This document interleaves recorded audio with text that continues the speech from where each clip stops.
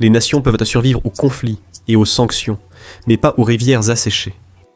En Iran, les lacs disparaissent, les nappes phréatiques s'assèchent et les rivières deviennent de boueuses. Pour faire simple, le pays manque d'eau. Nulle part cet effondrement n'est plus symbolique ou plus tragique qu'à Ispahan. Autrefois centre d'une culture florissante et longtemps admirée pour son architecture, son commerce et ses beaux-arts, Ispahan fait maintenant face à une mort lente. Le Zayanderud, qui signifie littéralement « rivière qui donne la vie », est maintenant, eh bien, sans vie. Parfois le débit chute à presque zéro pendant des mois entiers. L'eau destinée à la rivière et à la ville est régulièrement détournée vers des projets agricoles et industriels, liés à des intérêts politiques.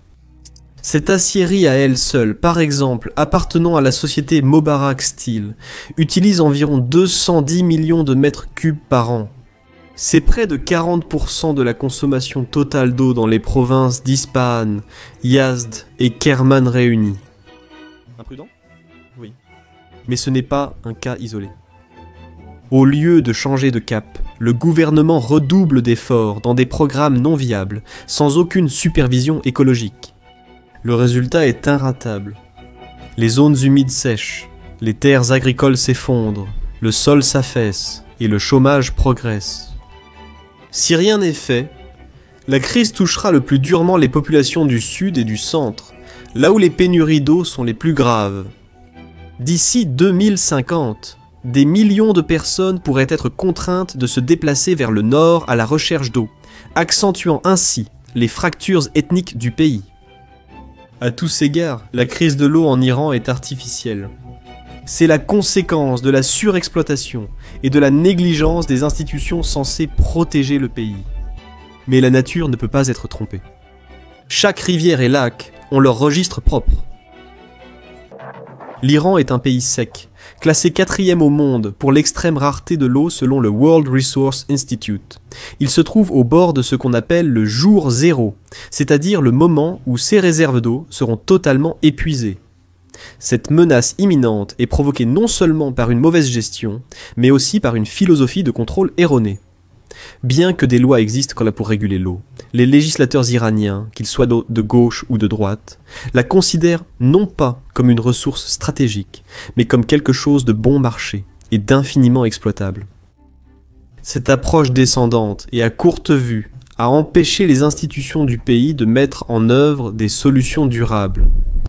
En fait, en Iran, il existe un mot pour cela, la mafia de l'eau, qui désigne un puissant réseau de ministres, de présidents directeurs généraux d'entreprises et de lobbyistes du corps des gardiens de la révolution islamique, qui manipulent les réglementations pour s'enrichir. Au cœur de ce réseau se trouve la Compagnie iranienne de développement des ressources en eau et en énergie, ou IWPC pour faire court. C'est l'entrepreneur d'État chargé des barrages et des transferts interbassins. Depuis les années 1990, les responsables de la IWPC sont devenus des acteurs majeurs de la mafia de l'eau. Ils sont responsables des programmes qui ont poussé les écosystèmes du pays au bord du gouffre. Mais autour de ce réseau se trouve un cercle plus large d'experts, d'ingénieurs, d'universitaires et de bureaucrates. Ce sont des complices qui profitent politiquement, professionnellement et financièrement des méga-projets réalisés avec peu de contrôle écologique. Et donc, la réalité est que la mafia de l'eau est profondément enracinée dans la fonction publique iranienne. Leur marque de fabrique était une frénésie de construction de barrages. En 2012, l'Iran comptait 316 barrages. En 2018, ce nombre était passé à 647. Un an après, les responsables ont annoncé plus de 100 nouveaux barrages, souvent sans évaluation environnementale. Les conséquences ont été graves. Le barrage de Latian, qui fournissait autrefois l'eau potable à Téhéran avec 95 millions de mètres cubes de capacité, n'en contient aujourd'hui que 9 millions. D'autres grands barrages, notamment ceux de Menab, Zayanderud et Saveh, ont également atteint des niveaux critiques. Les barrages politiques et motivés par le profit de l'Iran, les détournements de rivières et l'expansion agricole incontrôlée ont ravagé ces écosystèmes, créé des pénuries chroniques, et déplacé des millions de personnes. Désespérés, les agriculteurs iraniens ont souvent pompé illégalement les nappes phréatiques. Ces eaux se reconstituent en siècles ou millénaires, mais sont épuisées à un rythme insoutenable pour la Terre. L'Iran compte désormais environ 660 000 puits légaux et 360 000 autres illégaux, tous puisant dans ses réserves d'eau souterraines. Ces réserves totalisaient autrefois environ 500 milliards de mètres cubes, mais jusqu'à 70% ont été épuisés à ce jour. Le renouvellement annuel par les précipitations et l'infiltration n'ajoute qu'environ 45 milliards de mètres cubes, mais le pays en extrait près de 3 fois plus chaque année. De plus, l'Iran en est maintenant à sa 5e année consécutive de sécheresse, donc même ce rechargement limité n'est pas toujours garanti. L'accent mis sur les agriculteurs est essentiel à l'histoire. L'agriculture consomme près de 90% de l'eau en Iran, surtout en raison de méthodes traditionnelles très gourmandes. Par exemple, près du lac d'Oromie, des entreprises approuvées par l'IWPC, en particulier celles liées au corps des gardiens de la révolution islamique, ont saisi des terres pour des cultures très consommatrices d'eau, comme la pastèque. Un seul kilogramme de pastèque nécessite environ 150 litres d'eau. Pourtant, cette culture se vend à bas prix sur le marché iranien, beaucoup trop bas. Pour mettre cela en perspective, l'Iran donne effectivement son eau, l'une des ressources les moins chères au monde. Des projets comme ceux-ci n'enrichissent que des propriétaires terriens éloignés, au détriment des communautés locales. Le lac d'Oromie, quant à lui, a perdu plus de 90% de son volume, et se trouve désormais au bord de l'effondrement écologique. Pourtant, au lieu d'alléger ce fardeau, Téhéran a redoublé d'efforts pour appliquer une politique d'autosuffisance alimentaire. Les sanctions occidentales, renforcées par des conflits mondiaux comme la guerre en Ukraine, n'ont fait que renforcer cette politique en faisant de la sécurité alimentaire une priorité stratégique. Pourtant, avec ses programmes irresponsables et gaspilleurs, l'Iran a gaspillé la ressource qu'il pouvait le moins se permettre de perdre.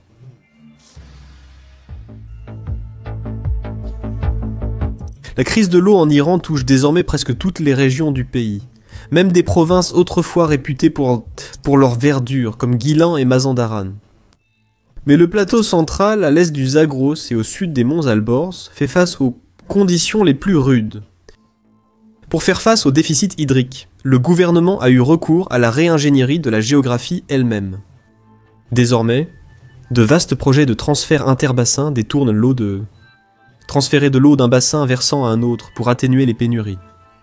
Parmi les principaux, on trouve les systèmes de transfert d'eau de mer vers des usines de dessalement, avec des projets pour 5 grands pipelines destinés à acheminer l'eau dessalée du golfe Persique et du golfe d'Oman vers des provinces à travers le pays.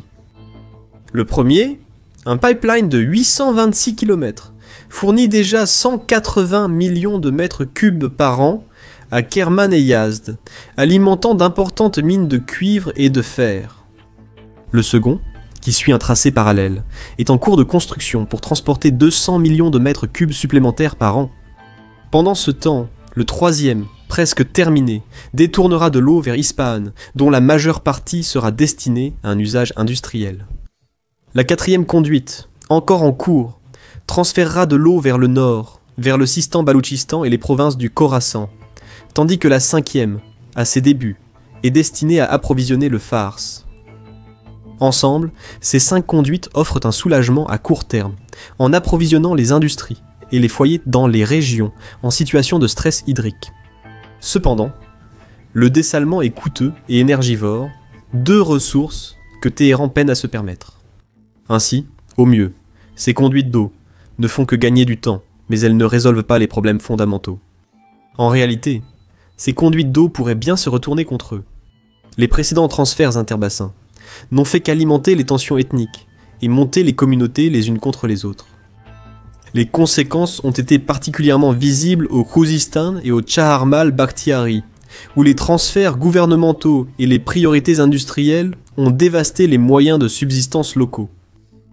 Au Khouzistan, par exemple, l'eau a été détournée pour alimenter les plantations de canne à sucre et les usines sidérurgiques, tandis qu'au Chaharmal Bakhtiari, les agriculteurs ont vu leurs rivières dévier pour approvisionner des villes comme Ispahan et Yazd. Ces deux provinces ont connu des manifestations à cause de ces mêmes problèmes. Pire encore, le Khouzistan et le Tchaharmal Bakhtiari abritent des minorités ethniques comme les Arabes, les Lors et d'autres. Ainsi, en détournant l'eau des régions minoritaires vers les provinces à majorité perse, Téhéran alimente la méfiance parmi ses communautés multiethniques. La pénurie d'eau, par conséquent, pourrait rapidement devenir une force de division et approfondir le ressentiment entre les groupes minoritaires et majoritaires. À long terme, cette dynamique pourrait fragiliser le tissu social iranien, même involontairement. Les groupes ethniques accusent désormais la majorité persane d'Ispahan de piller leur eau.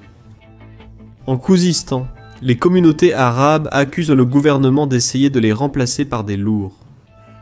Pendant ce temps, en Azerbaïdjan occidental, où vivent à la fois des Azerbaïdjanais et des Kurdes, l'assèchement du lac d'Ourmia est devenu une source de tensions ethniques. Plus récemment, en mars 2025, des milliers d'Azerbaïdjanais sont descendus dans la rue pour protester contre l'afflux de migrants kurdes dans leur province. Si la crise de l'eau en Iran n'est pas maîtrisée, ce type de mécontentement va se multiplier et éroder progressivement l'unité sociale du pays. Dans les prochaines années, l'assèchement des terres agricoles et la vie rurale, devenue insoutenable, pousseront les habitants du centre et du sud de l'Iran à migrer vers le nord en quête de meilleures conditions de vie. Des analystes iraniens et même des responsables avertissent que si la crise de l'eau se poursuit, des millions de personnes pourraient être déplacées au cours des 2 prochaines décennies, ce qui alimenterait les tensions interethniques à travers le pays. Cela montre que la sécheresse ne dessèche pas seulement les cultures, elle redéfinit aussi les frontières du pays. Je suis votre hôte Caspian Report.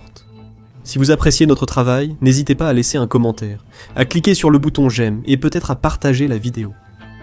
Merci pour votre temps, et Sarop.